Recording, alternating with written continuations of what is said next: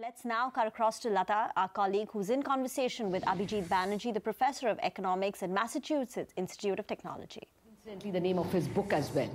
Professor Banerjee, thank you very much for joining us. Thank you for having me.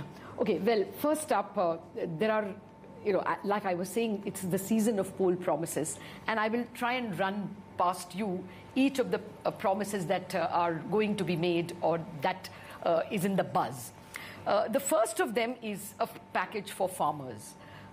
What do you think is the best way to help farmers? There are three kinds of, programs being spoken about. One, of course, is a loan waiver. The other one is a universal basic income or a basic income. And a third one is some kind of price support. Your idea of what works? So I think that just going in the reverse order, I think what we've done with the price support is we've kind of gone the opposite direction. I think in the sense that we've banned exports. We have imported when we had large surpluses. So we've moved the terms of trade against agriculture quite kind of with a clear and I think rather committed hand. So I think that if you look at what happened to the farmers, if we just let world market prices be the prices that rule, they would have not, the distress wouldn't have been there, or most of it wouldn't have been there. I think so. I do feel, given that we have some obligation to do something about them. And the question is a bit, what's the fairest thing to do? The problem, so I think the advantage of loan waivers is that we know how to do it. At some level, they're straightforward to implement.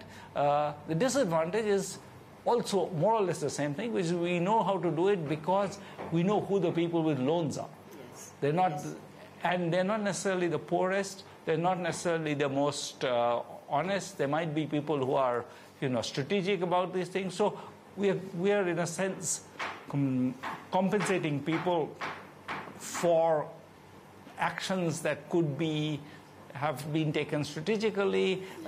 It creates a set of issues which are not desirable. Oh, now, yes. Given that, I wouldn't say that it's even given that, it may well be that at this point they really need relief, and this was done because there was no choice. This is the only mechanism. We can talk about universal basic income, which I have in other public fora at least generally supported, but I do think that there is a real issue there of how much can we afford if it's universal. And I think the government's other initiative was trying to deal with that. That was the Fasal Bima Yojana. Yes. So one thing the government could have done instead of any of these is just implemented that better. That was very badly implemented. It hasn't really reached people. And part of the reason was that it was designed in a way that was completely ham-handed, and that particular opportunity was lost. So another thing the government could have done, aside from these three options, is to just implement that better, to make sure that people get stable prices and they don't get punished in droughts. And that already would have solved a fair amount of that problem. I think if we didn't create the price distortions we've been creating, that would have helped. So I don't think these are the only options. All right. Actually, maybe a better version of the Fasal Bima Yojana is also in the works, we understand, as a package.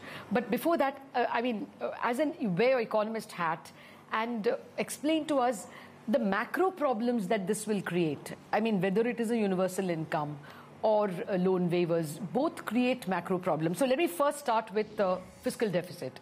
Will not that be counterproductive if we were to overspend and, inflation or higher interest rates would kill what we get by way of income? I think that's right. I think that if you think about what we can afford, I think the only way to really pay for something like a universal basic income would be right now to start thinking of what schemes to cut. I mean, in the medium run, I think we are undertaxed. We really, despite whatever the financial sector will tell you, we have year after year, we have kind of let the slab drift up so that we've never really had more than 2.5% of the population in the tax net.